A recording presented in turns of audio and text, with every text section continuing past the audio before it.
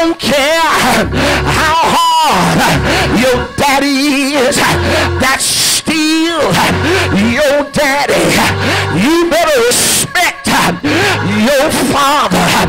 Oh Lord, I refuse to let my children and even your children walk around here with an attitude with the man and woman of God. I'll snatch them in their place and I'll tell them what the Bible says. Honor your mother and your father so that your days may be long upon the earth. You're wondering how you're gonna die. Don't worry about dying. Just tell your mama and your daddy, good morning. What can I do for you? Do you need breakfast? Do you need lunch? Do you need dinner? Can I cut the grass? Can I wash the car? Can I wash the clothes? What do you need me to do? And let me help you, kids. When you reverence your mama and daddy, they'll give you anything you want. Just like Jesus, when you reverence him and respect him, wake up in the morning, say, this is the day that the Lord has made. I'm going to rejoice and be glad. Good morning, Holy Spirit. What do you have on my agenda? Not my assignment, but your assignment. Talk to your daddy. Thy kingdom come, thy will be done on earth as it is in heaven. Give us this day our daily bread. You tell Jesus, whatever you want me to do. Does it mean go visit the sick? What hospital? Do you mean go visit the ones that didn't make it to church? Which member? Do you mean come to the church and just start praying? I'll go, God. I wonder, is there anybody here in the 21st century that still got an I'll go spirit? If the Lord needs somebody, here am I. Here am I. Here am I. Send me, Lord. Send me, Lord. High five your neighbor and tell your neighbor, whatever you're going through, stay in the house. Say it. Say it. Say it. Oh Lord, my time is expired. But if you have left the house of God, I got good news. And the good news is that the Father is anxiously awaiting your return. But it's up to you to look at your circumstance and say, I will arise. I'm tired of being unhappy. I'm gonna rise. I'm tired of feeling like the enemy. I'm tired of being out all night sneaking and creeping. I'm tired of lying. I'm tired of fornicating. I'm tired of committing adultery. I'm tired of smoking dope. I'm tired of drinking alcohol.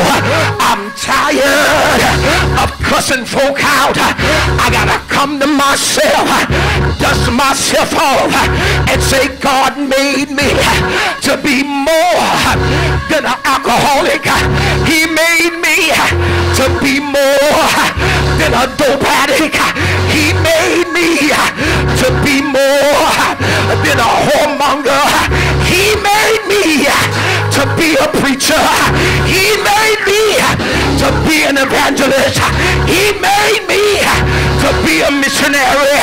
God, God, help me, help me, help me. Stay in the house. Say it.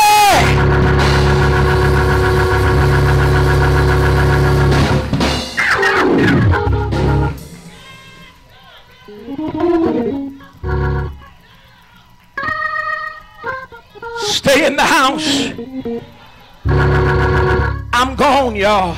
But stay in the house. The rules might be tough, but stay in the house. They may have a curfew on you.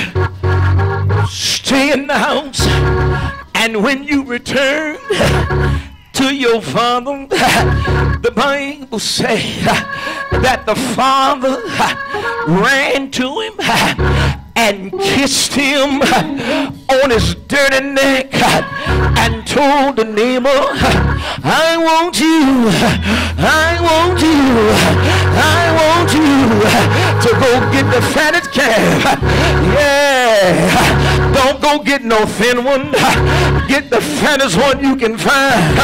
Go get me a carrot, about 5 carrots. I don't want no cubic zirconians. I want the real diamond.